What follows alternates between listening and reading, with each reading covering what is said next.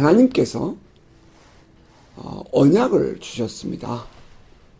그런데 그 언약의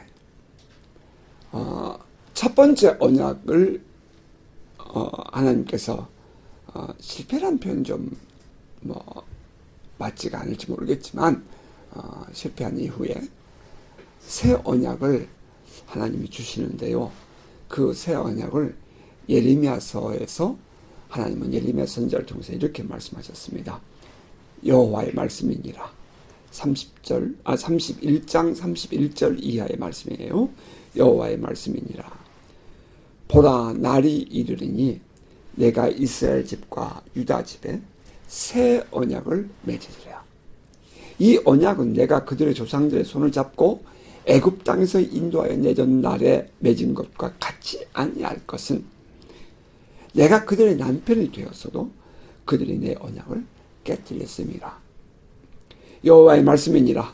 그러나 그날 후에 내가 이스라엘 집과 맺을 언약은 이러하니 곧 내가 나의 법을 그들의 속에 두며 그들의 마음에 기록하여 나는 하나님이 되고 그들은 내 백성이 될 것이라. 여호와의 말씀이니라. 이렇게 하셨습니다. 나는 그들의 하나님이 되고 그들은 나의 백성이 되리라. 이것이 하나님의 언약인데요. 이것이 다시 새 언약으로 해석될 때에는 지난날은 너희들이 율법에 의해서 이 언약이 이루어지고 안 이루어지고 하는 것이 구분됐지만 이제 앞으로는 내 언약을 너희 속에 두며 너희 마음에 기록하겠다 하심으로 우리의 믿음을 통해서 우리가 하나님의 자녀가 되고 하나님의 백성이 되는 길을 내가 이루겠다, 만들겠다라는 그런 언약을 하신 것입니다. 그 마지막 날의 예언서라고 하는 요한계시록 맨 마지막 장 바로 앞이죠. 그죠? 21장에 보면 새 하늘과 새 땅에 대한 기록이 나와 있는데요. 21장 요한계시록 21장 7절에 보면 이기는 자는 이것을 상속으로 받으리라. 자, 그리고 나서는 나는 그의 하나님이 되고 그는 내 아들이 되리라. 이렇게 말씀하셨습니다. 그러니까 마지막 날 새 하늘과 새 땅에서도 우리는 그 하나님의 나라에 우리가 살게 될 것이고 하나님의 자녀로서의 삶을 우리가 누리게 된다 하는 것입니다. 사실 나는 그들의 하나님이 되고 그들은 나의 백성이 되리라. 이러한 이 하나님의 언약은 이미 아브라함 때부터 있었습니다. 그럼에도 불구하고 이미 이 언약을 새 언약이라고 한 이유는 이 언약의 성취는 율법을 행함으로가 아니라 믿음으로 이루어지기 때문입니다. 마음에 기록했다, 속에 두었다. 이것은 우리의 믿음을 말하는 거죠. 하나님은 이 언약을 아브라함에게 주셨습니다. 창세기 17장 7절 8절 오늘 본문 마지막 부분이 있죠. 내가 내 언약을 나와 너 및 대대 후손 사이에 세워서 영원한 언약을 삼고 너와 내 후손의 하나님이 되리라. 내가 너와 내 후손에게 내가 거류하는 이 땅 곧 가나안 땅을 주어 영원한 기업이 되게 하고 나는 그들의 하나님이 되리라. 이때 그들은 아브라함의 후손을 말합니다. 그러나 하나님의 마음, 하나님의 궁극적인 비전은 아브라함과 그 후손을 통해서 이 땅의 모든 민족이 복을 받고 구원을 받게 하는 데에 있었습니다.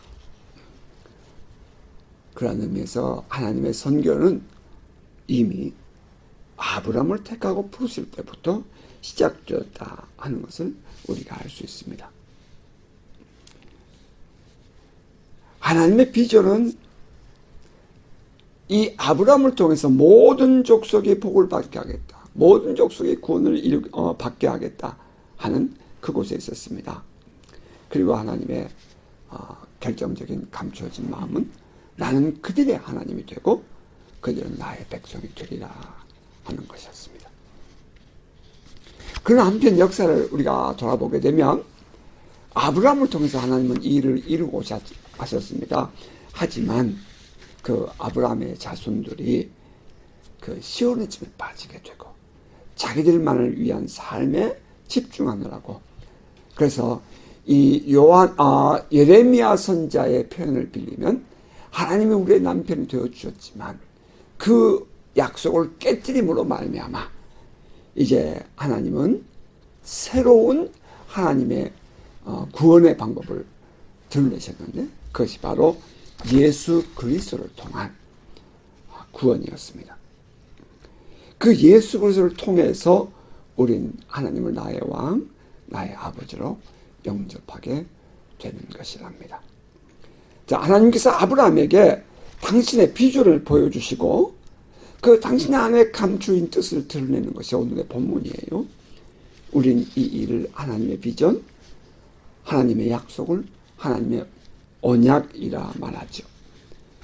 하나님의 궁극적인 비전, 그 하나님의 뜻은 모든 민족이 하나님의 나라의 백성 되는 것이었습니다. 오늘의 본문 보편적으로 이 창세기 17장은 아브라함을 중심으로 이해하는 것이 일반이지만 저는 오늘 이 말씀을 하나님의 비전이라는 의미에서 하나님을 중심으로 본문 말씀을 묵상하며 은혜를 나누고자 합니다. 하나님께서 아브라함에게 보여주신 하나님의 비전, 그리고 그것을 이루어 가시는 하나님의 일하심을 우리는 본문을 통해서 봅니다. 오늘의 본문 1절은 이렇게 시작합니다.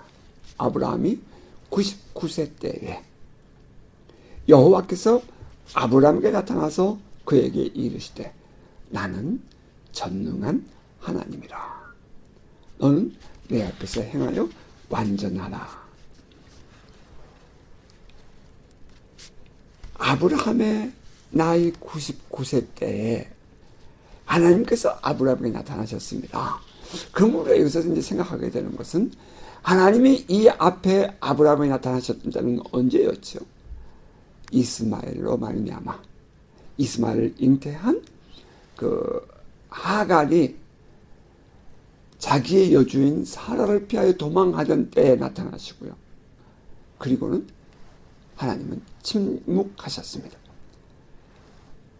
13년이 지난 것입니다.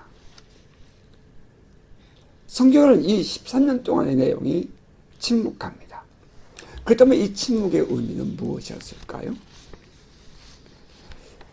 성경을 우리가 쭉 읽다 보면 그 한 인물의 일생을 다 기록한 것이 아니다.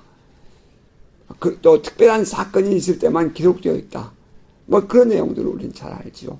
아브라함은 참 많은 사건들이 있었습니다. 그래서 아브라함의 내용이 깁니다. 하지만 이삭은 평탄했습니다. 그러므로 이삭의 내용은 참 짧습니다. 우리는 그렇게 볼 때에 지난 13년 동안 아브라함에게 아무런 특별한 사건이 없었기 때문이었을까? 라고도 이해해 볼 수 있을 것입니다. 그것도 이해는 됩니다.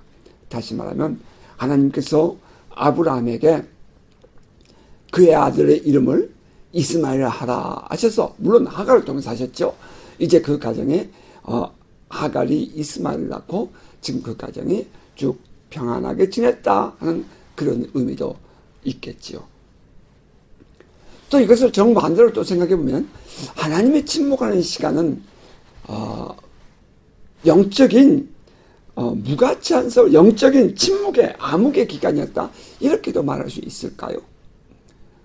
어떤 사람은 그렇게도 말하고 싶은 사람도 있을 것으로 생각합니다. 하나님이 아무런 간섭이 없었다. 그러면 하나님께서 우리에게 침묵하는 시간이다. 이것은 우리에게 참 힘들고 어려운 어두운 시기다. 이렇게 배우는 사람도 있을 것으로 생각이 됩니다. 영적 무의미한 시간이었다. 이렇게 볼 수 있겠죠? 그런데 정말 그랬을까요? 우리는 이 아브라함의 일생을 쭉 성경을 통해서 우리가 봅니다.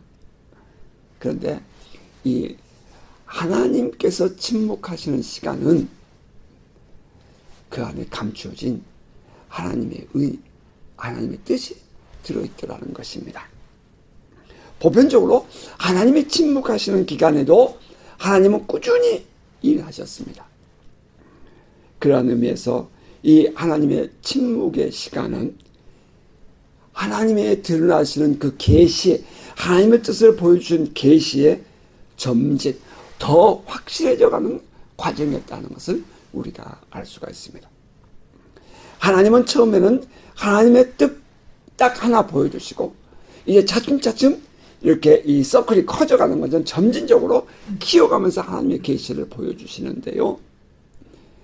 하나님께서 아브라함이 13년 동안 침묵하신 것은 그냥 영적으로 무의미한 시간이 아니라 지금 아브라함 안에서 무엇인가를 하나님이 일하고 계신다는 것을 우리가 이해할 수 있겠습니다. 또 뿐만 아니라 이 하나님의 보편적으로 침묵하는 기간은 아무것도 하나님이 간섭하지 않고 하나님이 일하시지 않는 것이 아니라 그 하나님의 때 카이로스를 향한 하나님의 말없는 진행이 이루어지고 있다는 것입니다. 우리의 인생을 돌아보아도 참 때로는 이 침묵의 기간이 길 때가 있어요. 어려울 때가 있습니다.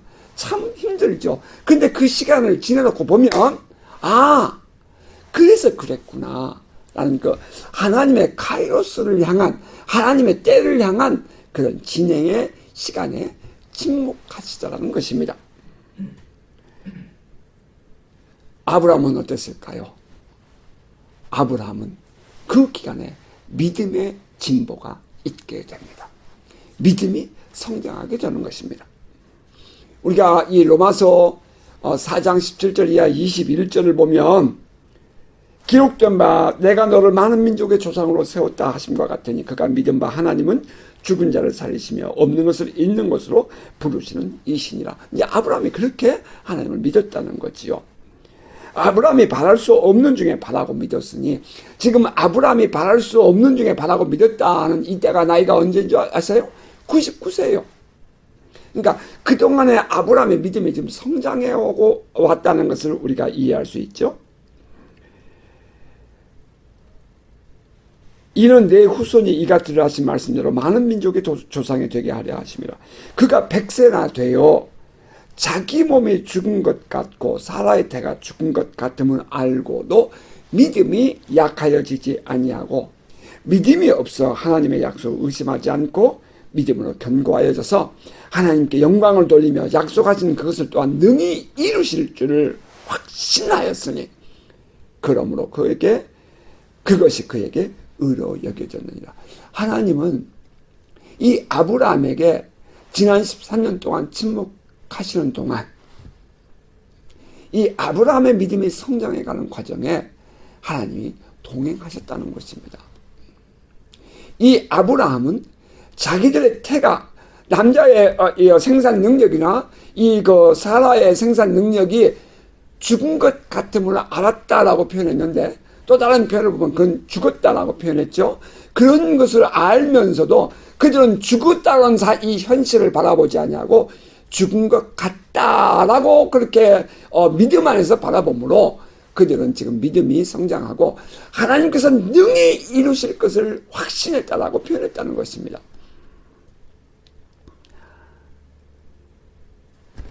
그런 동안에 이 아브라함은 꾸준히 성장하고요.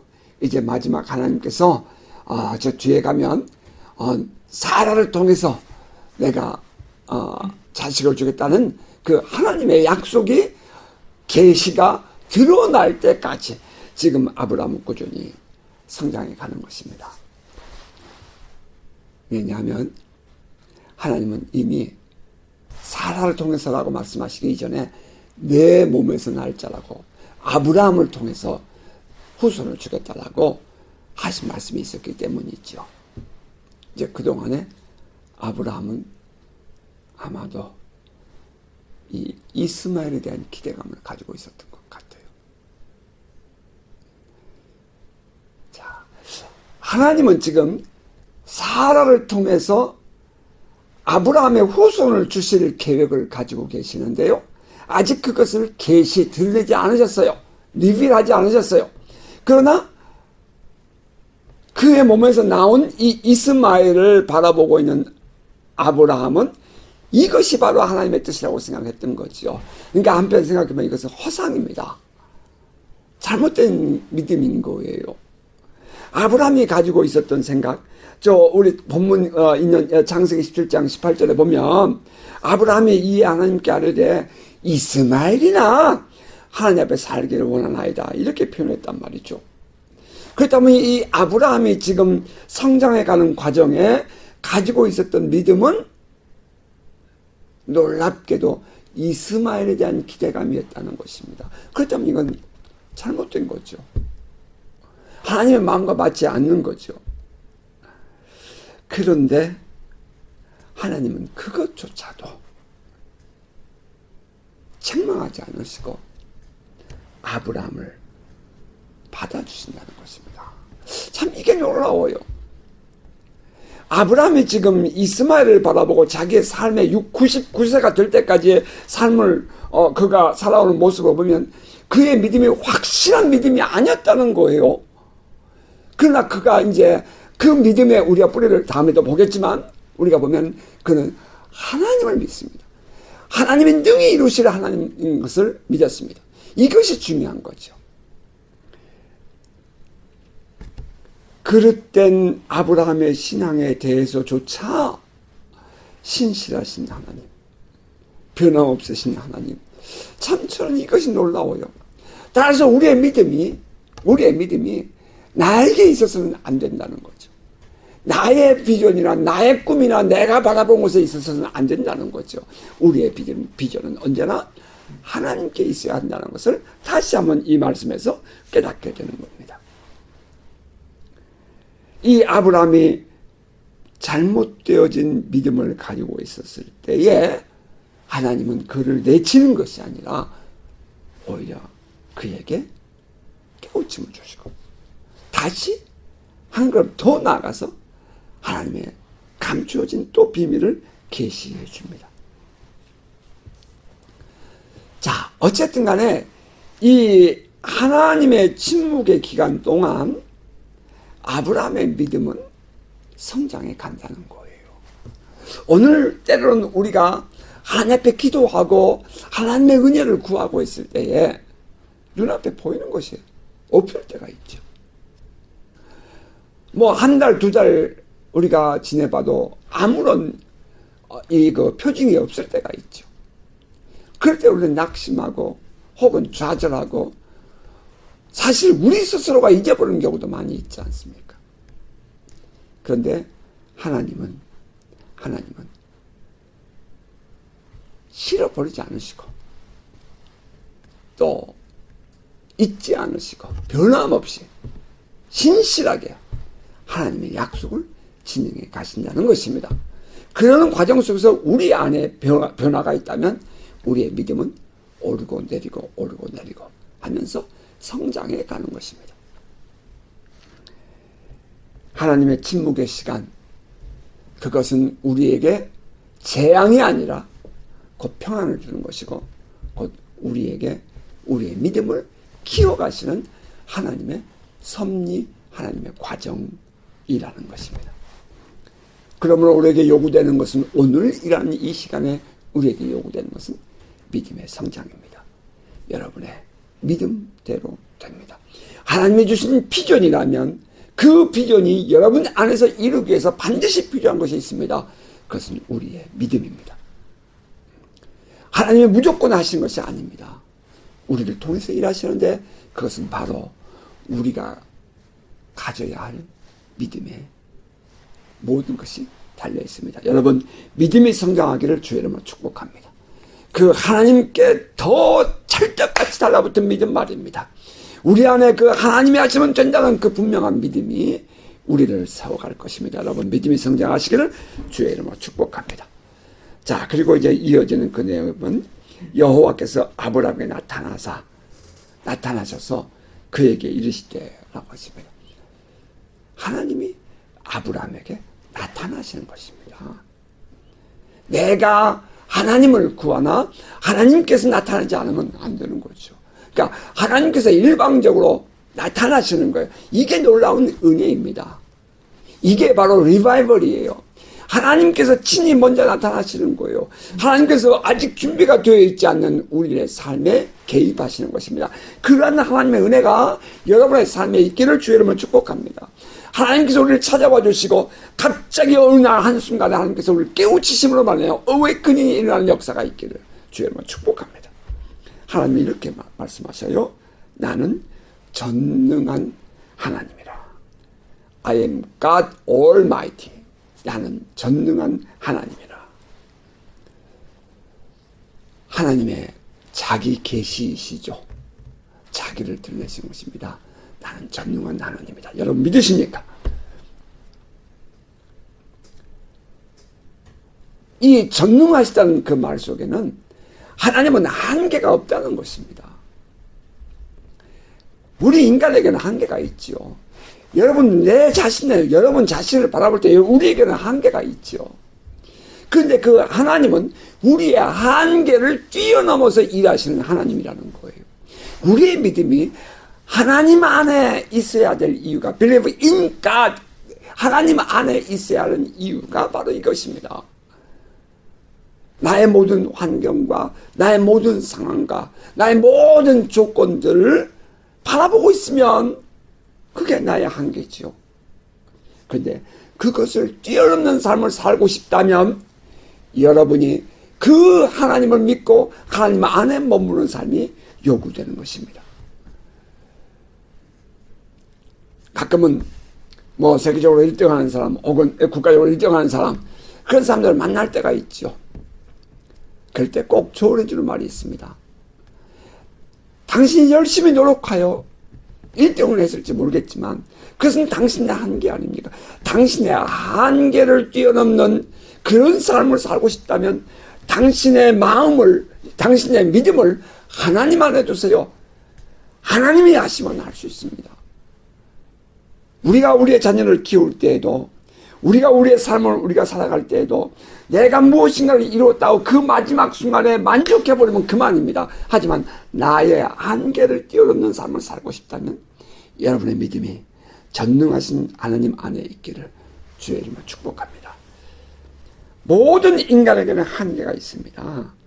하지만 하나님 안에서는 모든 것이 예가 되며 모든 것이 가능함이 되는 것입니다. 우리의 신앙은 여기서부터 시작됩니다. 하나님에 대한 인식의 변환이 있기를 바랍니다. 치료하시는 하나님, 나의 한계 상황에서 나를 치료하시는 하나님, 그 하나님이 믿어지시기를 바랍니다.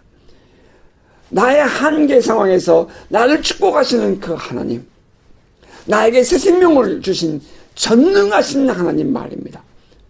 바로 그분이 나의 아버지라는 사실, 내가 넘어지고 때로는 힘들고 어려울 때에 하나님께서 나의 조건을 보는 것이 아니라 아버지의 마음으로 나를 보고 계신다는 그 전능하신 하나님에 대한 믿음이 여러분 안에 확고하기를 주의 이름으로 축복합니다. 정말 아멘입니다. 뿐만 아니라 하나님은 이렇게 말씀하셔요. 너는 내 앞에서 행하여 완전하라. 너는 내 앞에서 행하여 완전하라. 사람이 할 수 있는 하나님 앞에서의 완전함이라는 것이 무엇일까요? 사람이 할 수 있는 하나님 앞에서의 완전한 삶, 자신을 불태워드리는 헌신적인 삶일까요? 물론 그럴 수도 있겠습니다. 혹은 세상 사람들이 말하는 것처럼 윤리적이고 도덕적인 그런 거룩한 삶을 살아내는 것일까요? 물론 그것도 있을 수 있겠습니다. 혹은 하나님께서 우리에게 분부하신 말씀대로 명령대로 우리가 그 율법적인 삶을 살며 하나님의 말씀대로 살아가는 그 삶일까요? 물론 그것도 있을 수 있습니다. 뿐만 아니라 하나님은 사랑이시라. 우리 모두가 다 사랑해라. 원수까지 사랑해라. 그런 사랑의 온전한 실천, 그것이 하나님 앞에서 완전하게 행하는 행함일까요? 물론 그것도 우리 그리스도인의 삶에서 중요한 덕목일 것입니다. 그런데 저는 이 진정한 하나님 앞에서의 완전한 삶은 무엇일까라는 것을 생각할 때에 지금 이 아브라함의 모습에서 보게 되는 것입니다. 그것은 11장 3절입니다. 아브라함이 엎드렸더니 하나님이 또 그에게 말씀하여 이르시되 엎드렸다. face down 했다. 엎드렸다. 하나님 앞에서 엎드렸더니 그것이 바로 하나님이 요구하시는 바로 그 순간에 완전함이었던 것입니다. 이는 마치 모세가 시내산을 호렙산에 올라갔을 때에 내가 선 곳은 거룩한 곳이 땅이니 내 발에 신을 벗으라 했던 것처럼 바로 그때 하나님이 요구하시는 완전함이 무엇인가? 그것은 바로 이 아브라함이 하나님 앞에 엎드리는 것입니다. 아니 오늘 우리의 삶에서 진정으로 요구되는 삶이 무엇입니까? 하나님 앞에 엎드리는 것입니다. 복종이죠. 서밋하는 것입니다. 복종하는 것. 하나님을 진정한 나의 왕으로, 하나님을 진정한 권위자로, 하나님을 진정한 전능하신 하나님으로 내가 받아들이는 것입니다. 오베이하는 거예요. 그분의 말씀에. 순종하는 겁니다. 그리고 그 하나님을 나의 마음 깊은 곳에서부터 두려워하며 높여드리는 것입니다. 엎드리는 거예요. 나를 셋다운 내려놓는 거죠.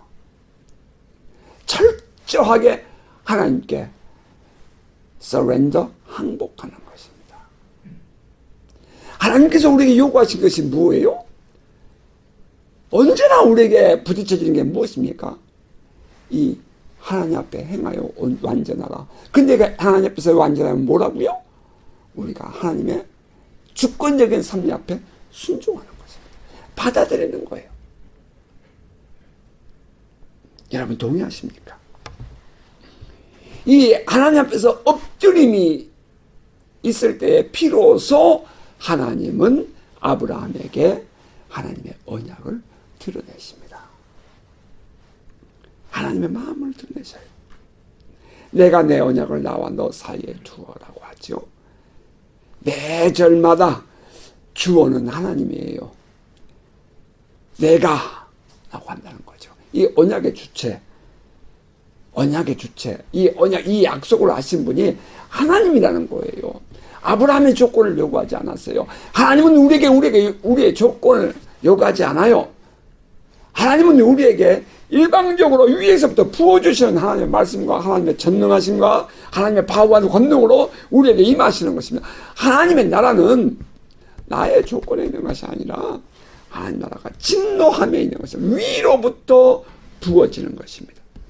신실하신 하나님, 전능하신 하나님, 그 하나님이 우리에게 주신 언약의 주체인 거죠.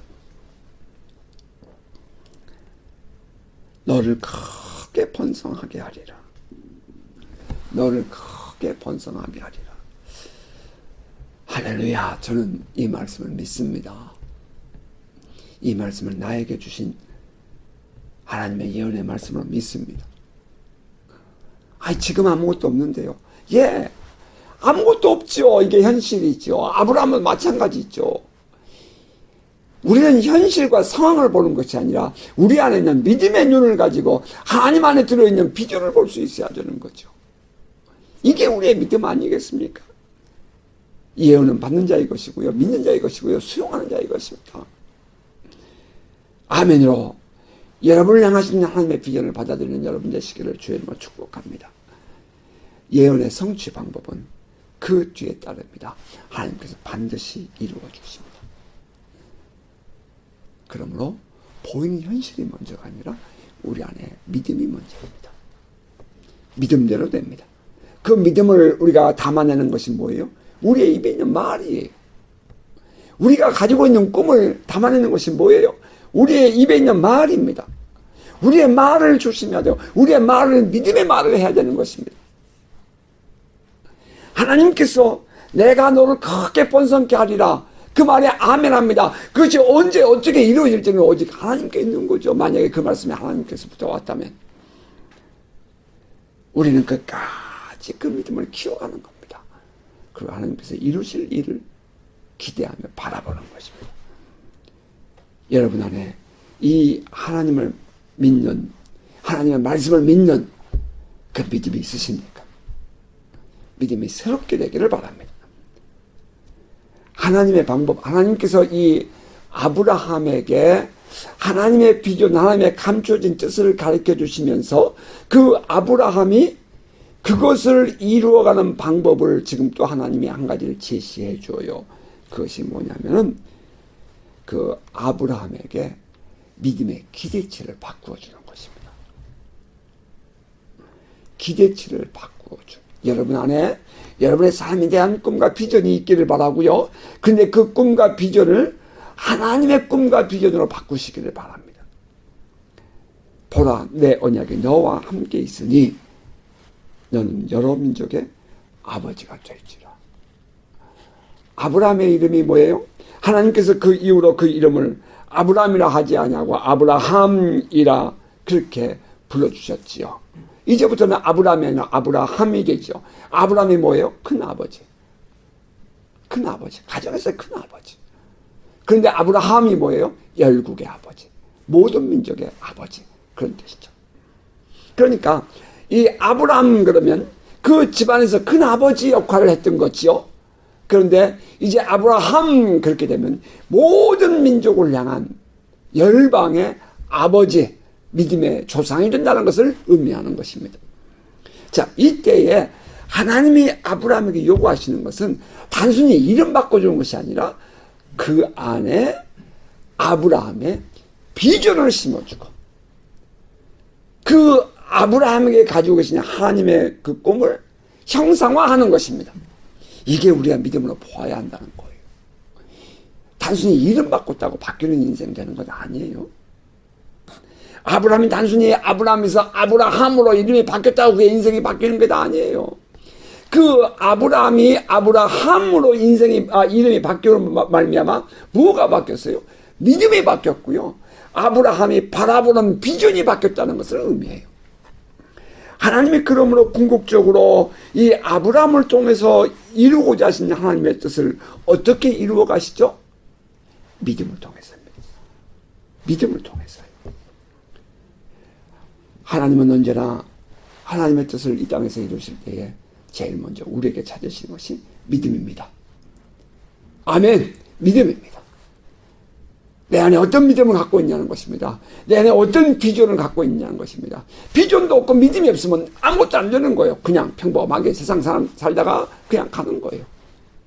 그러나 하나님의 뜻을 이루고자 하고 뭔가 나의 삶을 통해서 나의 한계를 넘어가는 삶을 살기를 꿈꾸고 있는 젊은이라면 우리 안에 비전과 믿음이 있어야 하는 것입니다. 따라서 하나님은 아브라함의 믿음을 북돋워 주십니다.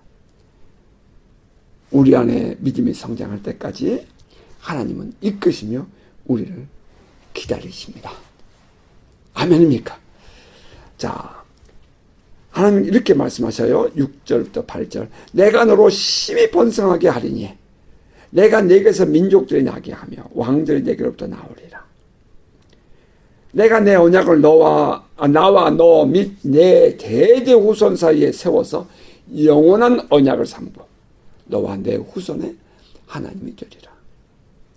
내가 너와 내 후손에게 내가 거류하는 이 땅 곧 가나안 온 땅을 주어 영원한 기업이 되게 하고 나는 그들의 하나님이 되리라. 나와 너와 내 후손. 여러분 이것도 그냥 지나가지 않기를 바랍니다. 나와 너는 지금이지만 내 후손은 미래입니다. 하나님은 지금 아브라함의 눈에 보이는 것은 이스마엘밖에 없었어요. 그런데 하나님은 그 이스마엘이 답이 아니라 그 뒤에 감추어진 이삭과 또 그 많은 후손들을 지금 하나님은 보고 계신다는 것입니다. 아직 현실에 없는 그 후손까지 하나님은 보셨습니다. 전능하신 하나님의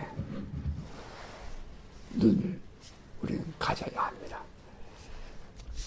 내가 거류하는 이 땅, 내가 머물고 있는 이 땅, 그 말이죠. 드웰하는 곧 가나안 온 땅을 주어 영원한 기업이 되게 하고.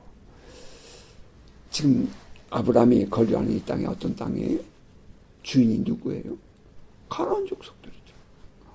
그런데 하나님은 이 앞에서 그렇게 말씀하신 바가 있죠.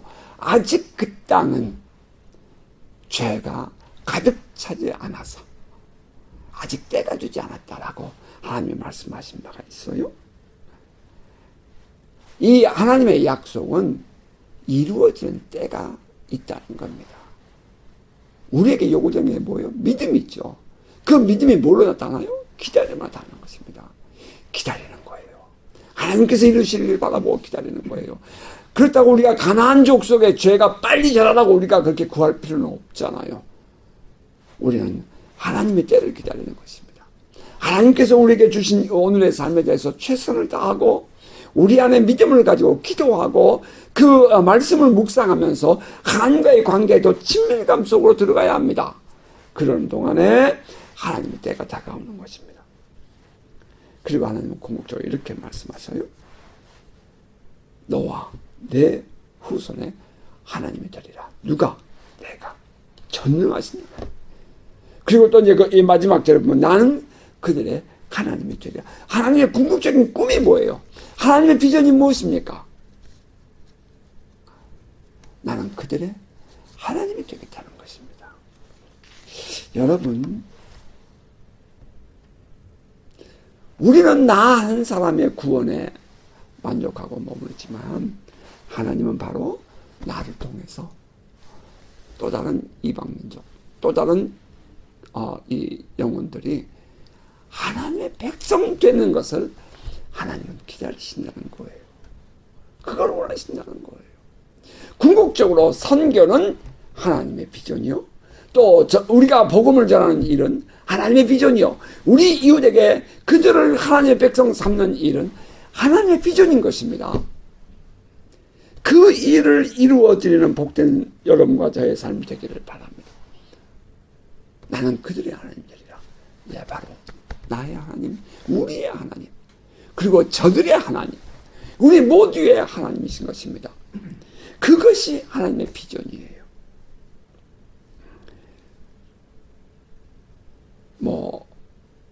단순히 한순간 내가 잘 살고 못 살고 물론 그것도 중요하죠. 그러나 진정으로 그것을 통해서 이루고자 하신 하나님의 뜻이 뭐라고요? 나는 그들의 하나님이 되겠다. 이 약속, 이 하나님의 비전을 나의 비전 삼고 믿음으로 살아가는 복된 성도를 되시기를 주의 이름으로 축복합니다.